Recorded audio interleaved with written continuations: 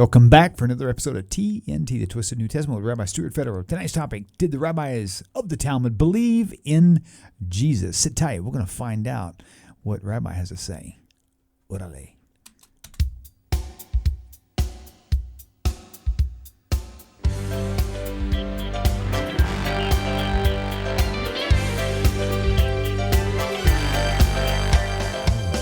Welcome to Tanakh Talk. I'm your host, William Hall, broadcasting live out of Kingsland, Texas, USA, with another episode of TNT, the Twisted New Testament, with the rabbi from the Big H, Houston, Texas, Rabbi Stuart Federow. Welcome back. Don't smoke crack. It's really sad that actually became our show logo, sort of a thing. I don't know why, but that's kind of how it sort of like shifted. I don't know why. So, do what? Welcome back. Don't smoke crack. So. I know it's horrible. I know, but it's actually a good message. Yo, we definitely are good against like drugs, that sort of thing. Yeah, don't do illegal drugs. It's fine, and you should probably use regular drugs in like moderation, like Tylenol and medicated marijuana. I don't know. Yeah. How are you? Everything you just said. Yeah, that and then some. Very good. Oh man, that's cool. Well, I'm glad we're back. This is good. So we got 6 on Facebook. We got about 10 so far.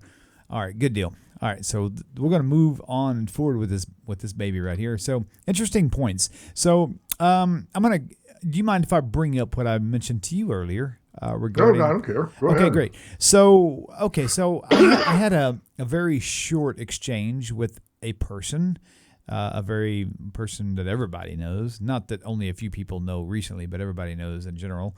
And so on a YouTube video.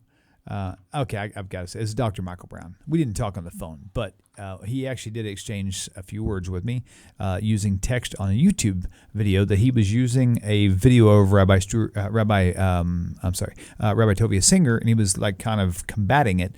And so I started commenting on it because I couldn't get past 5 to 8 minutes of his agenda to really get to anything. And so I started commenting using time markers. So I could say, hey, if you go to this time marker, what you said here is actually inaccurate because, and I would explain to him. And a lot of it had to do with him just being silly, like being childish in the sense of, you know how it is if you don't like somebody, you say, well, you're ugly. Well, that's kind of what he was doing with Rabbi Singer. He was trying to like discredit him before he even got to any of the meat of the thing, mentioning things he had said 25, 30 years ago. I'm thinking, really? Come on, let's do some current stuff. But to make a long story short, one thing he kept going on, he kept alluding to the fact that you know, maybe it's not so clear in Tanakh that Jesus is Messiah, but it's very clear using the Talmud. And so my comment to him was, well, so are you telling me that in order to be a believer in Jesus, you have to be a scholar and be very familiar with the written, with the oral law? And that's the only way to say it, because it's definitely not clear in the Hebrew Scriptures if you just depend on it alone. And he never replied. I never got a response from that. So that's kind of like a lead-in to where we're going tonight. So did the rabbis of the oral law of the Old Testament time, actually before that and after that, did they actually believe? Because Jesus has mentioned the name Jesus or Yehoshua, whatever you want to call it, and you can clarify your points on that.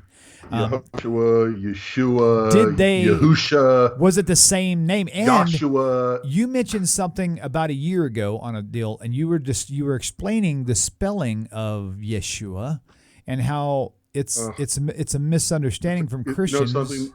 Without like a graphic board, okay, it's very difficult to explain because it's grammar. Okay, got it. Okay, it's Hebrew grammar. It wouldn't have been Yeshua. It would have been Yeshua with a hey on the end. Okay. To be the noun salvation. Well, a lot of Messianics do spell it that way. It would have been with a hey. Sari, Yeshua. Oh. Yeshua. Right. Okay, that's one thing. Second of all, when I speak English, I say, hi, William, how you doing, right? Right. So I know how to I know how to pronounce your name. Right. Okay. I can spell your name, William, and I can say, as I thought it was when you first started, because of the way you used to spell your name, William. Right. William. Okay. Will.I.am. Or I forgot how you even did it. Right. Okay. So even if the spelling doesn't change, the pronunciation can still change. Right. Right. Right. So just to make a very long story short, Jesus in his day spoke the lingua franca, the daily language, the language they spoke over breakfast every morning would have been Aramaic. Okay. Okay, and in Aramaic, even if the word was spelled with an ayin on the end, the ayin being I can't remember. I think it's called a guttural aspirant. I can't remember what it's called. Okay, but it's deep in the throat, a guttural, and it's an aspirant, meaning it's very airy. Okay, okay. It would have been spelled with the ayin on the end, but the ayin on the end wouldn't have been pronounced. Okay. It would have still would have been yud, shin, vav, ayin, but it would have been pronounced yeshu. Gotcha. Okay. Not Yeshua. And Christians will say, Right. oh, that was just made up by the rabbis because they wanted to make fun of him and say, Yimach Shemo,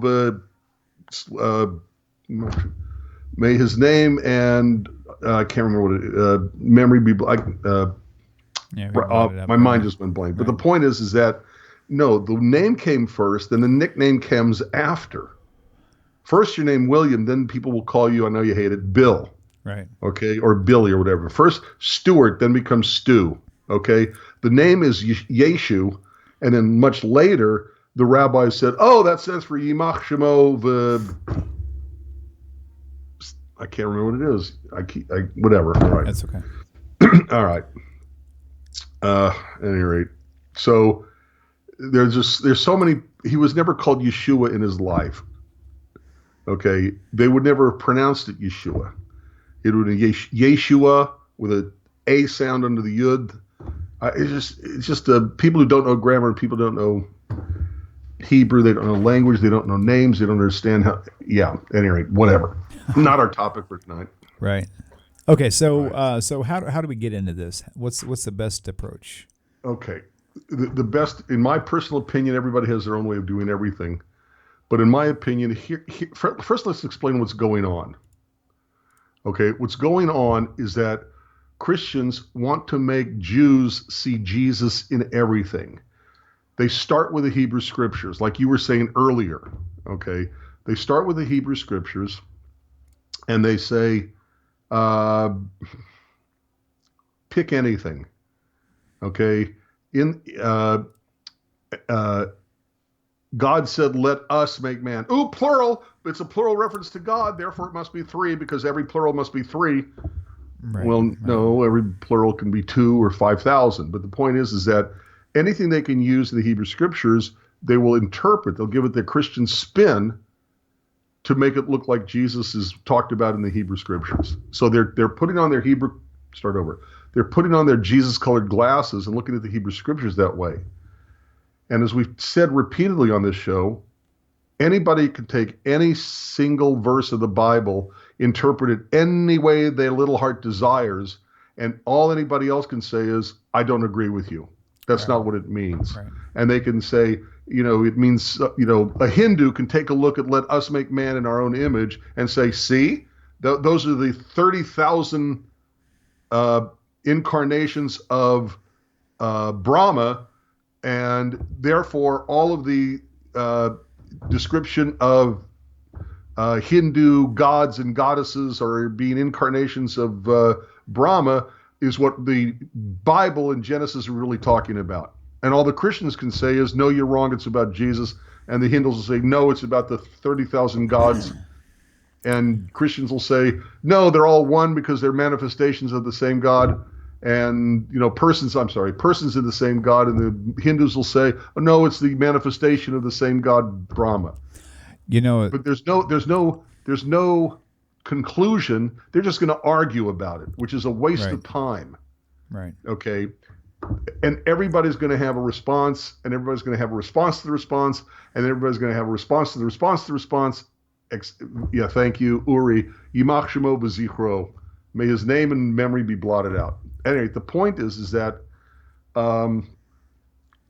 what happened is that as and there's a whole history of why this happened. There's a whole explanation for why this happened.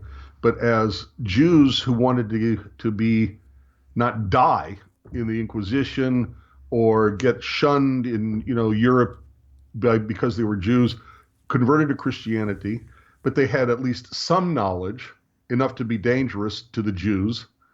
And they would quote passages from the Talmud the same way they quoted passages from the Hebrew Scriptures to try to prove that the theology of Christianity could also be found in Talmudic texts.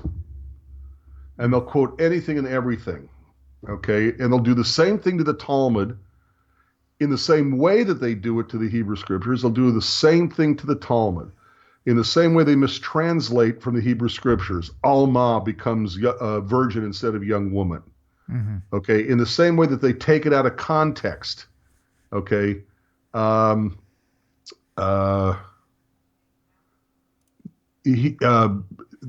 young woman shall give birth in the context of Ahaz, not 700 years later.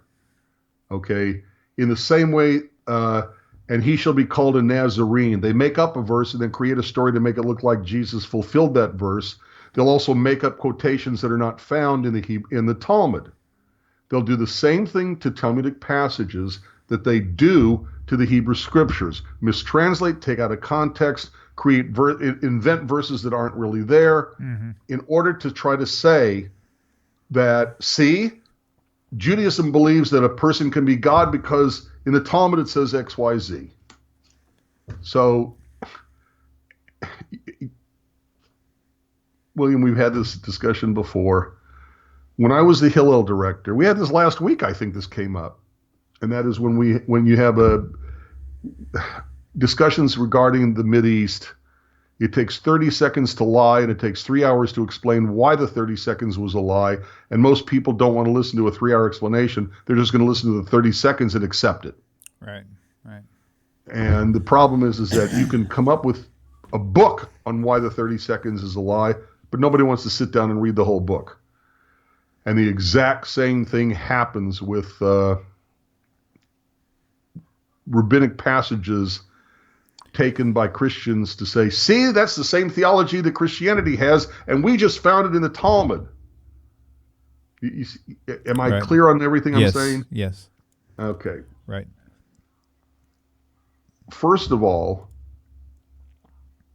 it takes 3 hours to explain why they're mistranslation, they're taking out of context, making up verses that don't exist. By the way, how many of them actually pick up the Talmud and read it in the original? Right. How many of them actually pick it up and read it in the translation? And then you can get them online. They go to these messianic misquote of the month magazines, okay, and they copy paste it and say, oh, see, this proves Christianity is believed, the theology, the belief system of Christianity is believed by the rabbis, okay? And 3 hours to explain why, 3 hours to explain why they're wrong, nobody wants to listen to it, okay? And in the same way that a person who believes, well, Jesus was born of a virgin, and instead of going into the Hebrew analysis of the word Alma, instead of going into the whole history of pagan theology and Hercules, mother human, father was Zeus, okay, it's just, oh yeah, see, it's in Isaiah 7:14, so we're right. Right. Exactly the same thing happens with the Talmud. Exactly the same thing happens with the Talmud. The rabbis aren't going to be, what's the word?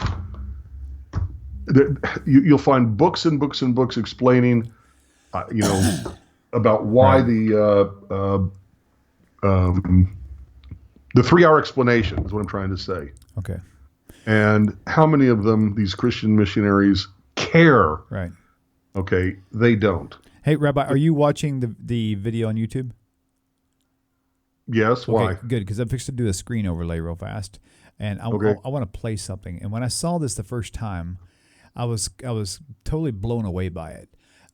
This is, and we can talk through it because I'm going to mute it. There's no need to hear it. Well, actually, you probably, maybe you should hear it. You can't hear any talking. All you hear is beeping and stuff. But this is, to me, is like an amazing portrayal of what I think Christianity, how it became what it is today.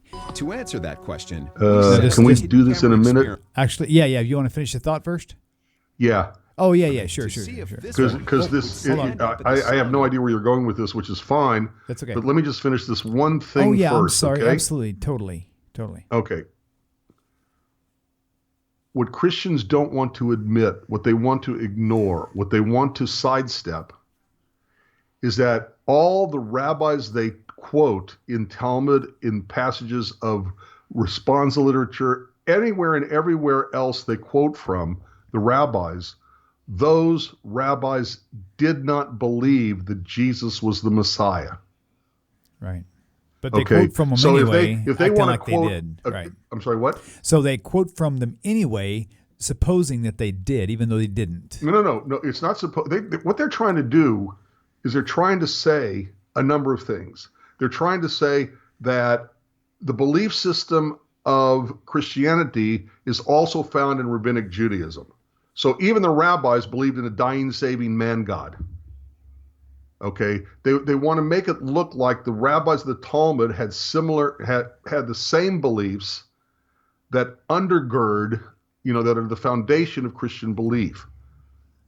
Okay, so they'll quote. There's a passage in the Talmud which says, in the Talmud, that says, "Are you looking for the Messiah? He sits in the gate." And he's binding his wounds, but he's got to be ready in a moment's notice. So instead of taking all of his bandages off and then rebandaging himself, he takes off one at a time, so he's always ready. There's only one bandage he's got to put back on before going to do the Messiah stuff. Okay. Oh, see? A suffering servant, Messiah's suffering servant. You see what I'm saying? Right. Yeah, I do. That's crazy. Okay. Well, but the rabbi who may or may not have said things the way they are trying to portray him weren't Christians. So even if the way they mispronounce, what's the word? Misappropriate or something. Misrepresent. Thank you. There you go. Even if the way they misrepresent that rabbi, even if he actually believed what Christians think he believed, he still is rejecting Jesus as that Messiah. Right. Okay. And Christians will say, oh, well, they'd have lost their job if they'd have come out for real and come out of the closet and told you what they really believed. Right. So let me get this straight.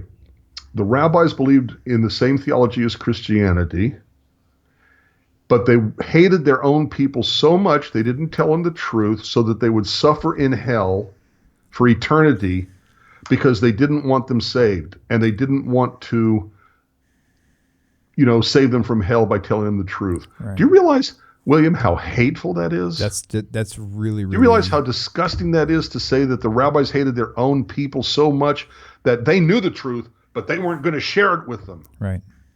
That's so anti-Semitic, that is so hateful, that is so disgusting that the rabbis would know the truth, but they're not going to share it with anybody. Mm-hmm. Right. So what they can't get around is that no matter how they want to portray the rabbis, and no matter how they want to misrepresent those rabbis and make it look like those rabbis believed in the same theology that Christianity holds, those rabbis still rejected Jesus as that Messiah. They still said, that Jesus wasn't the Messiah. They weren't closet Christians. The whole use of the Talmud and rabbinic sayings is a sham from beginning to end. Oh, and one more thing, okay? Christians will quote the Tanakh left and right when it suits them, but they'll just kind of like somehow forget to quote other passages which deny the basic faith of Christianity. Right. The same rabbis they quote trying to make it look like their belief was similar or the same as Christian belief system, okay, they won't quote those same rabbis when those same rabbis say that Jesus wasn't the Messiah, or when they say something that contradicts the basic theology of Christianity. Right, agreed. Yeah, it's like the epitomal definition of the word cherry picking. Absolutely. Okay. So true. Done with that. That okay, satisfies what we were going to say about the rabbis. Okay, cool. So Jesus. So this is a little video. We have an hour show. This is 3 minutes, but this right here blew my mind, and it was so dynamic that it was like This to me like describes Christianity in a nutshell. It's got To audio. answer I'll that let it question, play. Let we me put it set on up full a hidden screen. camera experiment to see if this woman would stand up at the sound of this tone, simply because everyone else is. You might be thinking you'd never go along with this. Or would you?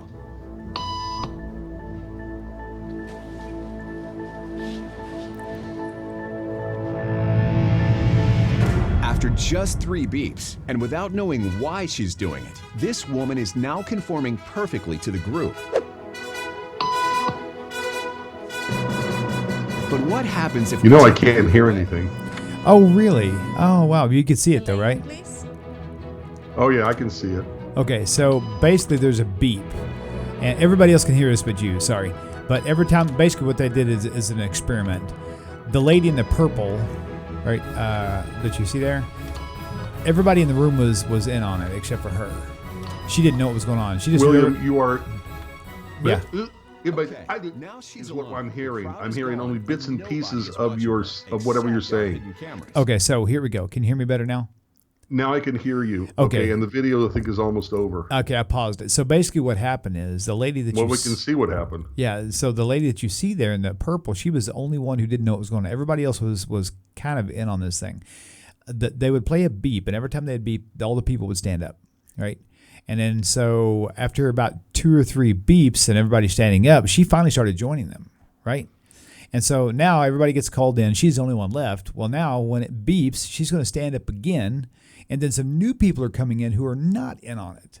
And they see what she's doing, and every time the beep goes off in the room, she stands up. Well, they start doing it too. And before you know it, a whole new crowd started standing up because they Right. think that's what you're supposed to do.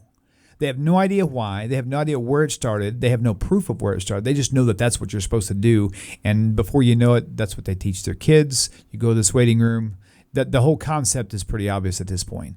But it's an actual test, like a mind controlled test that they did, like on this thing, and it was absolutely shocking, the results of this thing. And the way I see this is Christianity is the same way. Kids, people go to church, they take their kids to church, right? And then they teach their kids, this is what you're supposed to believe. And so for generations and generations, that's what they believe. They can't prove it. They only know those are the stories that they heard, right? And they follow it and they teach their kids. Before you know it, they're willing to die for it. But there's no proof for it. You do know you could say the exact same thing about every religion on planet Earth, right? Except for Judaism, yes. Why can't you say it about Judaism? We train our children from the moment they're born. But the difference between Judaism and every other religion on the earth is that every other religion on the earth was given through an individual revelation. Judaism was a national revelation, and you can't fake that. Why not?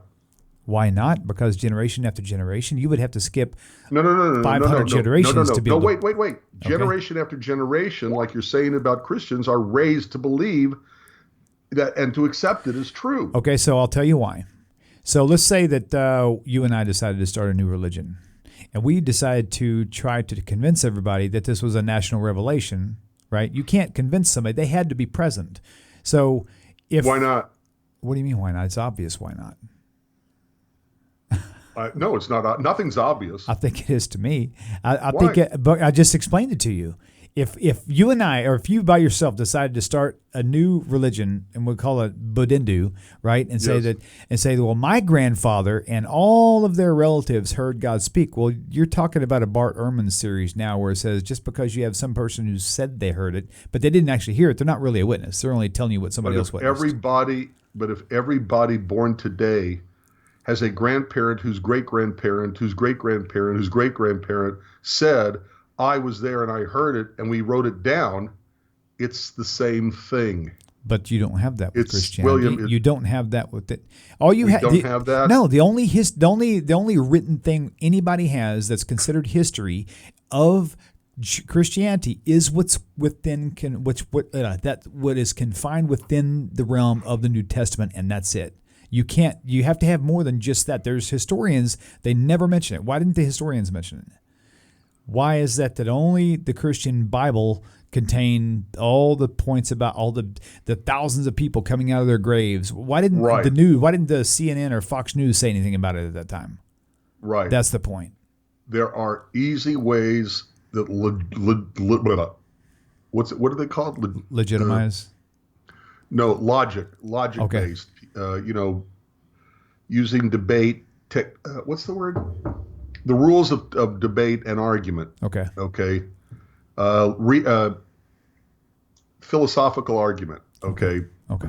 Who can respond to this and say, it's a circular reasoning.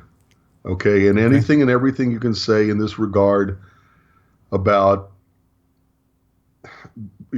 like the people in the room who stand up because they see somebody else stand up. You can say that about anybody on planet Earth. It doesn't mean a thing. Okay? It doesn't mean a thing. I am not Jewish, okay, because I'm not Jewish because our story, which I believe in wholeheartedly, okay, is that God revealed God's self to 3.5 million, okay, at the base of Mount Sinai. Okay, he did. But above and beyond that, I am Jewish because it's the most rational, reasonable, logical, practical, practicable faith on planet Earth. I do agree. Yeah. Okay, we believe in Judaism because everything in Judaism stands to reason. We don't believe in Judaism because it's beyond reason. Right. We don't say, "Oh, I have faith." Okay, there's these movies that are coming out now because Hollywood finally figured out they can make money off of believing Christians that are they're called faith-based, but they're basically miracle stories that every religion on planet Earth has, so that they can feel the rightness of their faith or whatever. Right. And I see this on Facebook all the time. Even the last couple of weeks, I even made a comment about it. I don't understand how a group faith can be so weak and so shallow that they need this kind of stuff to validate their own faith. Right. Okay? The story, William, of since there's no record of anybody ever saying, wait a minute, that didn't happen, okay, meant it happened, is nice, but that's not why I'm Jewish. Mm-hmm. Right. Okay, and you might want to say, well, you're Jewish because your parents raised you Jewishly. Okay, and that's true. But I still am a human being with my own free will, and on my own free will, on careful examination of every religion I've ever come across, be it Buddhism, Hinduism, Islam, or Christianity, okay, the major ones, Judaism is the only one that makes sense, that appeals to me, that whose truth is divinely given, okay, whose demands are placed on me and make me responsible for my own beliefs, who give me a connection to the divine, okay, who give me an ethical basis, who give me a connection with something greater than myself, okay, who gives me rules and regulations that if I do them, I personally, Stuart Federow, am better off if I do them. I will have a better life if I do them. Right. Okay. And my faith is not based in they dug a hole in land in the promised land and found a piece of pottery that said, I really like King David. You see what I'm saying? Mm-hmm. I don't need scientific proof for my faith. People will say, well, that's shallow, that's okay. I don't care what they say. I do my religion for me. Okay, I do my religion because what it does for me, and through doing stuff for me, does through the whole world. That's the basis of Judaism. Okay, and I don't have the ability, because I'm not a debater, philosophic with rules and regulations of how you argue and all this stuff. But I don't waste my time with that stuff. You see what I'm saying, Right. William? Or is Yeah. this just totally stupid? No, it's good. It's good. I think a lot of what you and I are thinking and saying are the same, but we just using different approaches for it. So, Well, I look, yes, I believe that God gave the Torah to the Jews at Mount Sinai. Okay. But everybody has their miracle stories. Every religion has their miracle stories. Okay. There's no record that everybody didn't have tacos at the base of Mount Sinai. Doesn't mean they didn't have tacos at the base of Mount Sinai. right. But there is Okay. record of Hashem revealing himself to more than 600,000. One person, I Right. understand that, but just So- because but nobody they're- said, but they're hey, the that only didn't ones, happen, though- what are you talking about? But they're the only Doesn't ones mean it that happened. But they're the only ones globally that can claim that. That's my Yes, point. because we are the only ones who have that as our base story. Right. Okay, but on a very what's the word? On a very rational, reasoned, objective, that's the word, objective basis, okay, that doesn't make it true, and so what? Right. Okay, this is where I put my faith. This is where I put my belief. This is what I believe, because to me, it is so vastly superior to every other religion on planet Earth that I've ever had any contact with.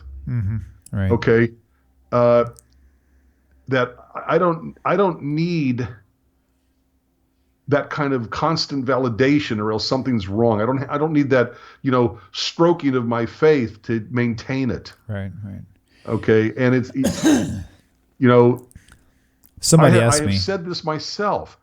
Okay, that this is the basis of our religion. One person telling everybody he got a revelation from God or their gods or whatever, who then gets disciples to themselves, and they accept his statement that he got this revelation, and then those disciples go out and make more converts to the new religion. Every other religion on planet Earth works that way, more or less. Right. Okay, more or less. Ours doesn't. Ours has the very unique concept of national revelation, revealed to the nation as one. Right. And I think because it is unusual, okay, because it contradicts every other religion's origin story, that it has more chance of being real. Sure. It's not copied. Okay. What other nation, this is in the Bible, it even says this in the Torah, what other nation had this revelation? What other nation had this experience? Right. Okay. Deuteronomy 8, I think, or something like that, right? It's Deuteronomy, yeah. Deuteronomy So, 7, but I don't need, I don't need these kind of, to me it seems like, let me give an example, okay? We just had Passover.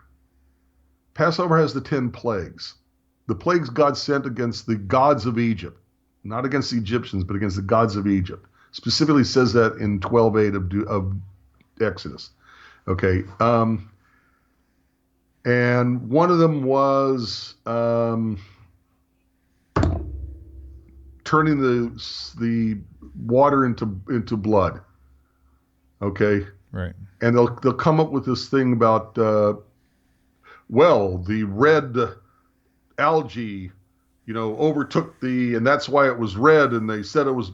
Please, they're missing the point.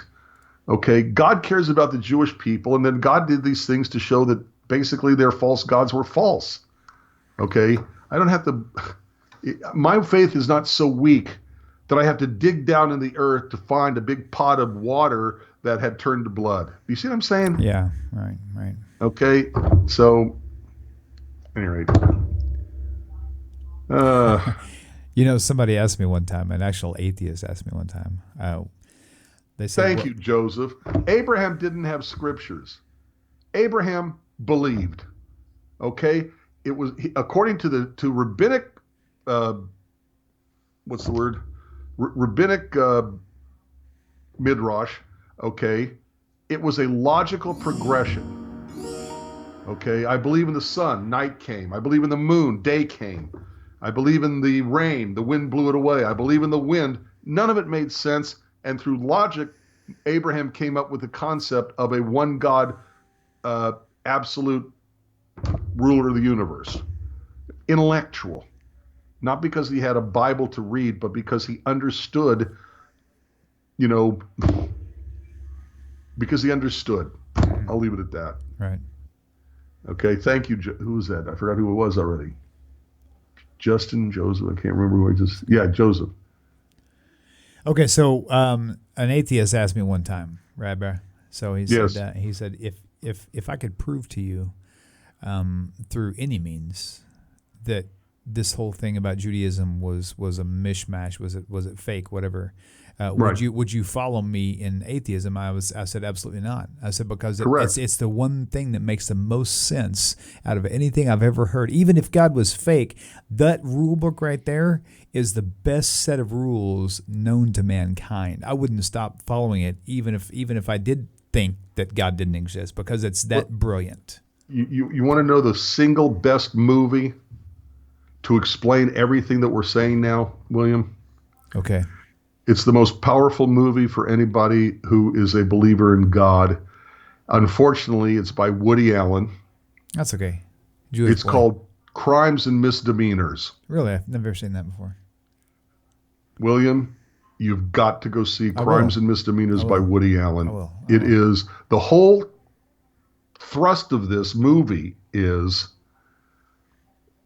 belief in God. And remember, Woody Allen is basically an atheist. An atheist Jew, yeah. Okay, what? He's Jewish, but he's an atheist, technically. Yes. Yeah. Okay. In the movie, there's a scene that takes place at Passover. And as you're looking at the screen, if I remember it correctly, everybody to the right of the screen are Orthodox Jews and believers in Judaism. Everybody to the left of the screen are Jewish, but they are secularized. And they are making fun of, I think it's Woody Allen's father. And they're saying, how can you believe in this crap? How can you believe in this Passover story? How can you believe in this stuff? Okay. And the father, who's basically running the Seder, says, let me tell you something. If I had, and I'm paraphrasing, I don't remember exactly, I wish I did. He says, basically, if I had absolute proof that this was all nonsense, I'd still do it. And even though my faith is based on a lie, I'm going to have a better life than you will. Absolutely. Because of my faith. Absolutely. Okay, and that to me is an incredibly important lesson. Totally love it. At the end of the movie, Woody Allen's character is quoting Dostoevsky in The Brothers Karamazov, where in The Brothers Karamazov, they conclude about God that without the belief in God, everything is permitted. Who's going to say thou shalt not murder if it's not God? If it's a human being, well, another human being can say thou shalt murder. Right. Okay, which goes back to what we were saying about biblical interpretation. Yeah. Your interpretation is no different than my interpretation unless I can show you verses in the Bible whose plain, simple, obvious meaning contradict your interpretation, in which case I am forced to throw your interpretation out. Right. And they can argue left and right about the real meaning of the verse. Okay, every man shall be put to death for his own sin means that everybody is put to death for his own sin, which means nobody else can die for your sin. And they can give excuses and they can show other verses. They can do everything with their spin because it's all spin. But if it says, okay, let the wickedness of the wicked shall be on the wicked. Okay, Ezekiel 18. It's also reflected in Exodus 30, 31, somewhere in there. I can't remember. Okay, the point is that they can spin all day, but they're still only up against other people's personal opinion. Yeah. Same thing with why is it wrong to throw people in a gas chamber? Because you don't like it. Right. Okay, it's called the ethical proof for the existence of God, and I'm sure there's arguments against it, whatever. I don't care. Okay? In the movie, he says, even if what I believe is a farce, The fact that I believe it will give me a better life lived than you who have no beliefs at all. Absolutely. And every single modern analysis has said the same thing. No matter how atheistic, non-religious, whatever has ever studied, comes up with the same conclusion. The religious community, no matter what religion they are, by the way, okay, yes, I think Christianity is totally false, but even a Christian will have a better life than a atheist. Right, right. Okay, they'll be happier. They will indicate greater happiness. Okay, more of a joyful life, more of a satisfying, meaningful life than a person who's an atheist. Right, right, sure. So it's all well and good, and if people need these stuff, I hope they get it. Go right ahead. But, try it. Yeah, okay, I'll leave it at that. No, that's good. That's good. Too much of me and not enough of you chiming in. Oh, no. That's okay. That's okay. So yesterday, oh my gosh. So we had a really, really populated YouTube chat during Rabbi Singer's morning show with this one particular character that we've dealt with before. And interestingly enough, like so many others, they bring up Isaiah 53 as proof, like this other guy, Montel Ballaston, right? He's got like 3 million views on this video. I don't know if it's that many, but it's quite dramatic. Montel Ballaston, supposedly this Hasidic-looking Jewish guy with the. Of course, they look Jewish. That's how they. And then he's going here ridiculing Judaism and is talking about how this Jew found Jesus, ridiculing Judaism, and then he's talking about how he found out that Jesus was the Messiah. And get this, out of everything that they could have possibly mentioned, why in the HE double toothpicks he would have mentioned this was the stupidest thing in the world. He went for Isaiah 7:14. Out of everything that you could possibly bring up as a knowledgeable supposed Jew, that's the one thing you would never bring up. Because everybody knows that verse, that virgin shall conceive is not a virgin. So this guy did, though, right? So and also went on talking further about Isaiah 53. Well, this other guy that you and I both know recently, who spent a lot of time like dealing with, and on his tail end, he mentioned Isaiah 53. And I'm thinking, are you kidding me? I'm like, man, this only shows us how little that you've actually studied this thing out, yet you know so well, right? And so I left him with the whole idea that Isaiah 53 9 and Zephaniah 3:13, I think it is, basically say the same thing. That it's talking about the remnant of Israel. It's not talking about a man god or a person. It literally says the same language. Isaiah 53 9 says a phrase, and then Zephaniah 3:13 and 3:15, whatever it was, says the exact same phrase, and then it tells you who it's talking about. And it's like, oh my. I get a headache sometimes from these conversations. Yeah, that's why I don't get into it. That's why I stop them. It's not worth it.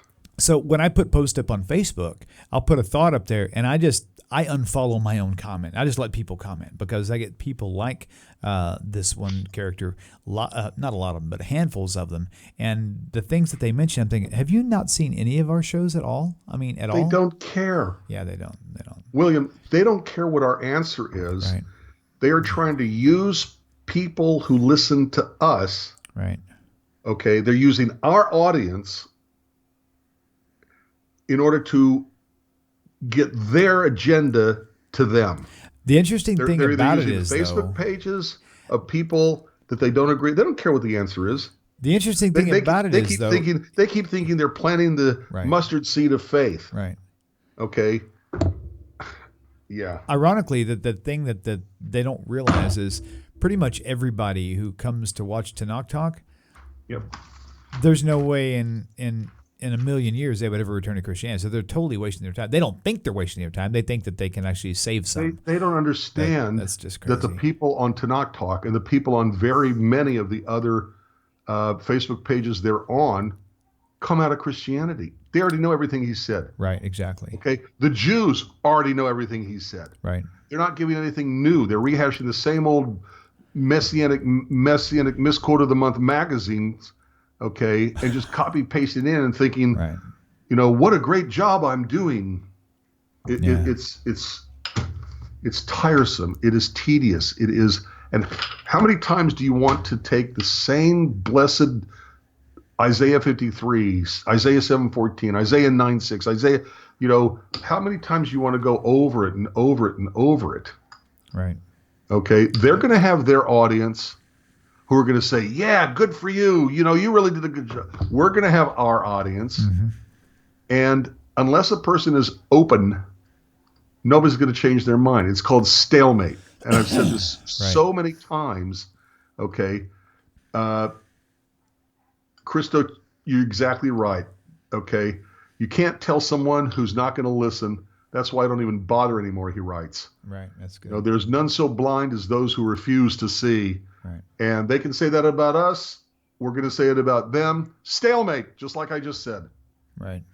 It's I don't know what to call it. It's a joke. Right.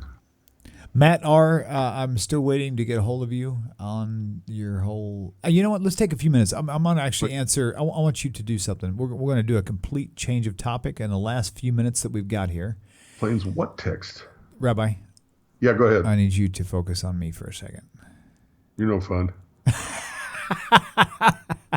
Okay, so this is a really good topic. I'll wait till you're finished reading, Rabbi. Yeah, go ahead. Okay, go. So Matt R., do me a favor. If you're listening, and as we've called you out, he's a nice guy. So, William, what did you have for dinner today? Just kidding. I haven't yet. Thank you very much. But that's Yes, I okay. know. Soon. I was making a joke. That's good. Okay, so Matt R., I'm really hoping you are listening. This is really good. He mentioned in a show, I don't remember if it was Singers or if it was one with another one. Oh, yeah, I got you, Matt. I see your message. Don't worry about it. But listen, this is for you, buddy. We're going to answer your question that you posed yesterday. So Matt R. had said that he's asked numerous rabbis, and no one has come up with a satisfactory answer. And so in my mind, I'm thinking, to me, that means he's been asking the wrong rabbis, because every rabbi I know knows this answer. I've never seen a rabbi who didn't understand this question and explain it perfectly, and it made perfect sense. Wait, I don't understand the question. You're getting there. I mean, I haven't asked you yet. I'm making another joke. Oh, you're good. Okay, so here we go. Here's the thing. It was Rabbi Singer's show, Shmuel. Thank you. Okay, so he said that he doesn't understand. I'm going to paraphrase how a loving God would condone people and slavery. Now, understanding, that's easy enough. I know, but I guess he's assuming that slavery is like the black slaves of America, being tortured and abused, and it's like, so just for a quick 2 or 3 minutes, just wait a minute. Yes. Even if they were like the Africans brought over here against their will and treated as chattel, okay, even if it was that kind of horrific slavery, which it wasn't, but let's pretend it was. Right. Okay. First of all, we are taking a look at 3,600 years ago from our perspective on ethics and morality. Okay. We are condemning them based on our present morality rather than trying to understand the mentality of that day and age. Right. Okay. I guarantee you a couple of 100 years from now, they're going to look at whatever his name is, and they're going to say, well, he was a horrible human being because the morality of a couple of 100 years from now wasn't his specific morality, because his specific morality reflected the early 21st century. Right. You see what I'm saying? Yeah. Okay. So the first thing you have to understand when dealing with this question of God condoning slavery is, okay, this is crazy, but I'm going to say it anyway. Why do some people want to legalize drugs? Because once you legalize them, you can control them. Because once you legalize it, you can now pass laws that channel people in the right way into deal with the drugs. Because once you legalize it, okay, you can pass laws of when and where and how it gets manufactured. If it's illegal, okay, then all you have to do is just open up your shop in the garage. Don't tell anybody what you're doing. Make all the deadly drugs you want and sell them on the street. It's when you legalize it that you can now control it. Well, guess what? You can say the same thing about slavery. And so by perhaps acknowledging the human frailty, people are going to make, one group is going to make war against another group. The group that loses, okay, the people left alive after the battle is over are going to be dealt with one way or the other by the winning force. In the ancient world, a lot of times they were either killed or made into slaves. So you either legalize it and legislate it and say, okay, if you're going to have slavery, here is how you have to treat your slave. Okay. Quick example. Okay. What was the Dred Scott decision? 18, whatever it was. I don't remember. Okay. What did that mean? The Dred Scott decision was if a slave runs away from his master, even to the north, I believe, he must be returned. You know that's against the Bible. If a slave runs away from his master, you cannot return the slave to the master. Right. Okay, no, wait a minute. If God did not legalize slavery, you cannot make a law like that. People are going to just do what they darn well please no matter what. Okay, once God says, okay, you human beings want to have slavery, okay, but here are the laws that are going to govern how you treat these slaves. Okay, I'm making war against another country, okay, and I win, and in the community I just took over, I see a really good-looking woman, okay? I can make her my slave. I can do anything I want to with her, and then God comes along and says, wait a minute, you want to have slavery? You can have slavery, but when you make war against the enemy nation and all of a sudden, and you win, and you see a really good looking lady, you can't touch her for 30 days. Right. Okay, she has to have time to mourn her losses of family and friends. She has to, and by that time, okay, pardon the expression, I apologize, maybe your lust will have gone away.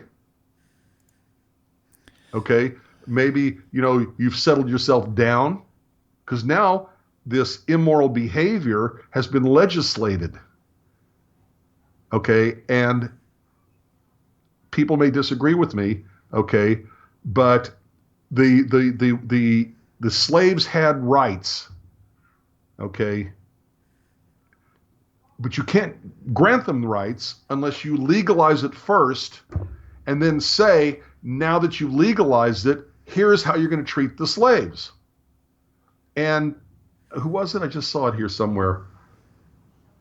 Mitzvahs golem, they're not slaves, they're hired workers with rights. Right. Okay, you're transferring them from absolute chattel slavery to individuals who, as best they can, maintain their human dignity because they have rights.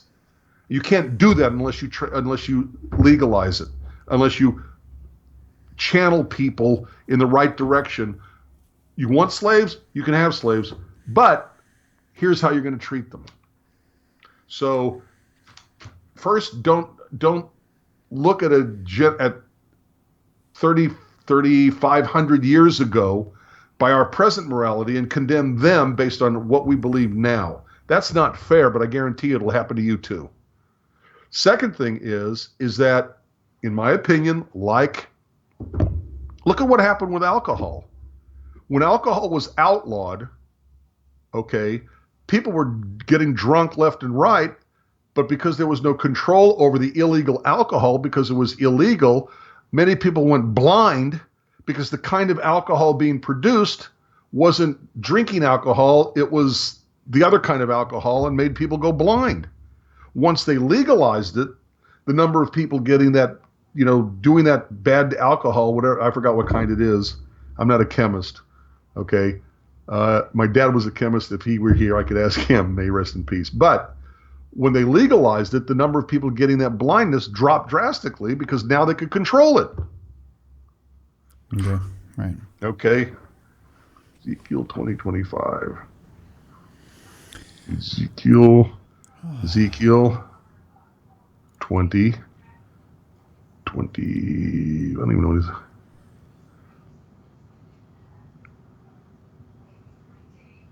Yeah, what, I don't understand. I think this is a mistranslation. What do you looking for?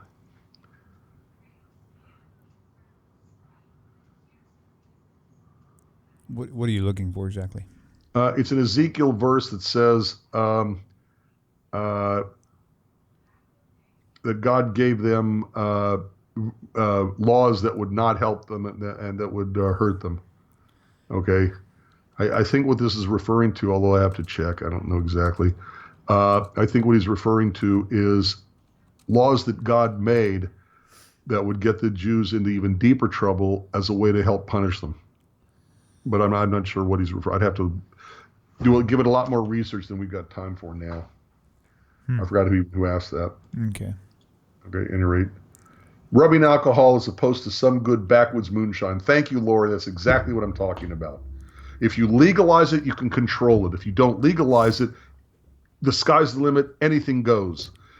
Even if we don't like slavery in our modern sense, they had it back then. And so the Jews, you want slavery, you can have slavery, but you're going to limit how you can treat them. Here's how you can treat them. Okay? Did you know that a slave could sue for freedom if he got injured by the master? Right. Well, you can't do that unless you legalize it. You can't limit it. You can't put controls on it. That may not answer his question. To me, doesn't exactly sound like he's looking for a good answer. He just wants to condemn. It's kind of hard to tell. It seems at first, but then it seems like he's more combative than he is. But it's okay. Right. That's okay. Right. Here's another. Yes. Mimi. Okay. If you poke out his eye or tooth, he gets to go free. Okay. If slavery is going to happen and you legalize it, you can make a law like that. If slavery is undercover, is like drug use, okay, then you can't make a law like that. You can do anything you want to the slave. It's illegal anyway. You can do whatever you want. People may not agree with the legalization of drugs. I understand that, but I think this helps explain the answer to whatever his name is. Right. Matt R. Right. And Matt R., you may not accept what I'm saying. You don't have to. We don't care. Okay. So simply put. No, man. look, That's William, funny. this goes back to I'm with you. I conversation understand. you and I had. Yeah. Okay. I understand. I do. Earlier conversation we had, they want to convince us. We get put on the defensive, trying to explain, trying to twist, trying to say, you're misunderstanding. You don't know Hebrew. Let me explain it to you. Right. Why? Mm-hmm. Who cares what they believe? Let them believe whatever they want. Let us be who we are. And if they don't accept our interpretation, who cares if they don't accept our interpretation? Right. So Michelle, they want to twist. Every man shall be put to death for his own sin. Let them put the spin on it they want. I don't care what spin they put on it. They are going to call us wrong no matter what we do. We're going to call them wrong no matter what they do. Right. Stalemate. So Michelle Greger asked, why couldn't Hashem have just said, "Thou shalt not own thy neighbor"? He could have, and I'm sure Michelle already knows this answer anyway. But theoretically, he wouldn't have, because it's like that would take away a beneficial means that someone else could use in recovering their life and recovering their own. So that was actually something that God allowed, that Hashem allowed, because it was a very helpful tool. It wasn't something that would hurt them. It would actually something that would help them. So, so there you go. Okay, Rabbi, we should wrap up. It's getting really late. We are just now hitting 1 hour, even though we started 15 minutes late, so no biggie. But we'll look forward to seeing you and everyone else again, same time, same place next week. WhatJewsBelieve.org. If you've never been there, go there. It's like a cell phone app on your computer. How's that coming along, by the way? TanakTalk.com. Go please donate so William can afford to be doing these things. Yeah, that would be cool. Anyway, so back to what Jews believe. How was the app going with the Android and iPhone?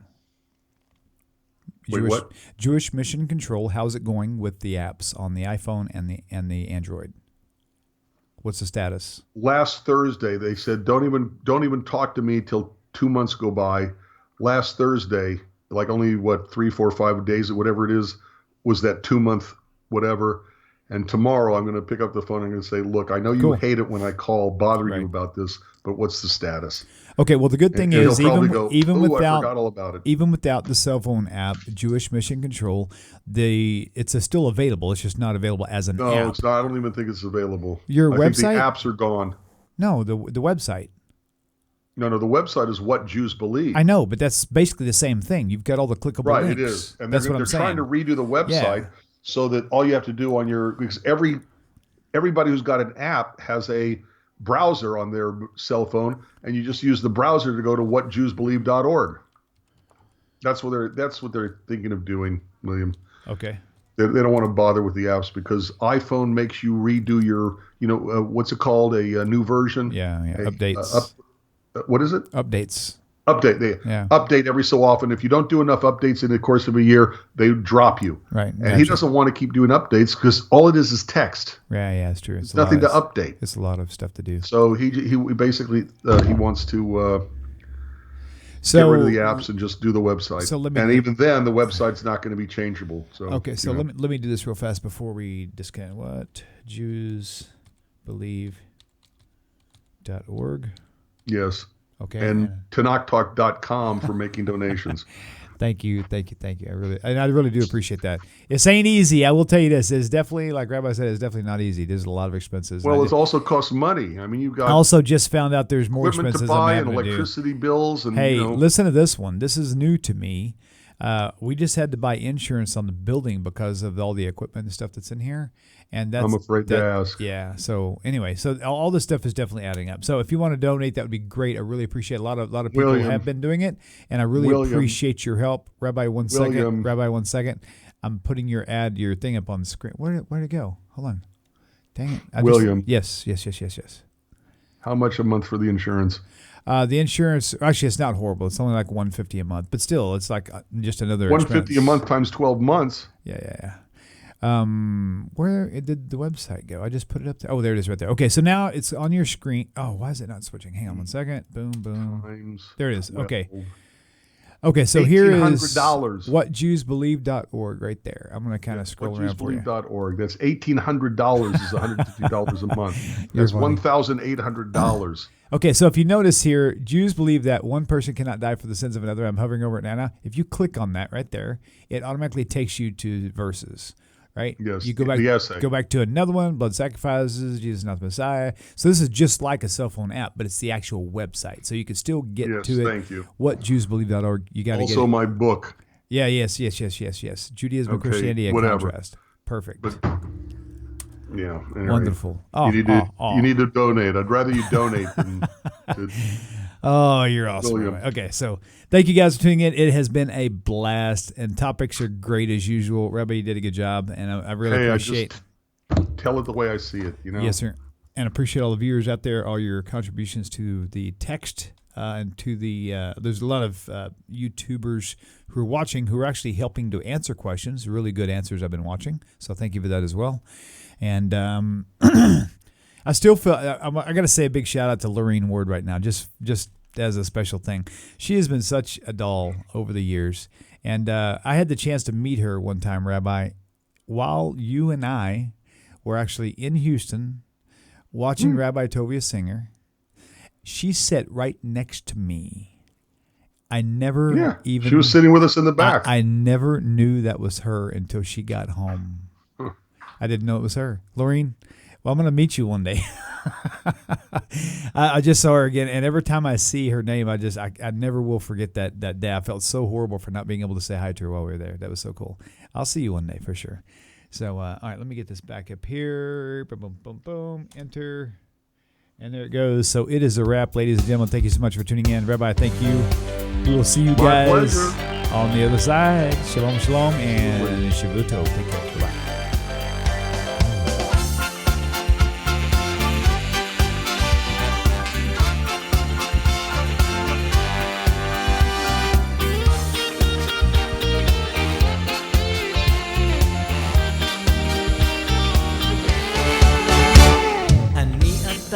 do the finger dance again. I'll put you back on screen because I shut you up. Finger dance. Come on. Finger dance. Do it. There it is. See you later, folks. Peace. Shalom.